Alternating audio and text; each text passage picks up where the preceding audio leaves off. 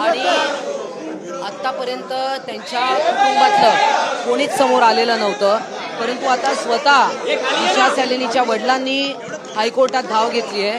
आम्ही कुठली घोषणाबाजी करत नाही, आमचं एवढंच म्हणणं आहे की दिशा सॅलिनीला न्याय मिळाला पाहिजे आणि या पद्धतीनं तिच्या मृत्यू झालेला आहे, आत्महत्या झाली का काय झालं याचा पूर्ण तपास व्हायला पाहिजे.